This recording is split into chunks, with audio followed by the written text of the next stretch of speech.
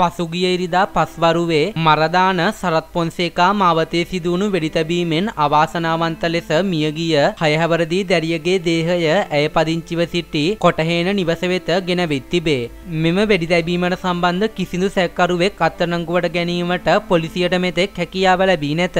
Maradana police වසමේ Sarath Fonseka මාවතේදී පසුගිය ඉරිදා පස්වරුවේ වෙඩිතැබීමක් සිදුව තිබුණේ මනුෂ්‍ය ඝාතන ඇතුළු චෝදනා රැසක් එල්ල වුණු 36 හැවරදී සැකකරුවෙක් ඉලක්ක කර ගනිමිනි. නමුත් වෙඩි ප්‍රහාරයෙන් අදාළ සැකකරුට තුවාල සිදු වුණු අතර අනපේක්ෂිත ලෙස ඔහුගේ 6 හැවරදී කුඩා දැරියත් වෙඩි ප්‍රහාරයට ලක් වුණි. කඩිනමින් දැරිය කොළඹ ජාතික රෝහල වෙත ඇතුළත් කෙරුණත් ඇගේ ලය ප්‍රදේශයට වෙඩි වැදීම හේතුවෙන් එම දැරිය අවාසනාවන්ත ලෙස ජීවිතයෙන් සමුගත්තේය.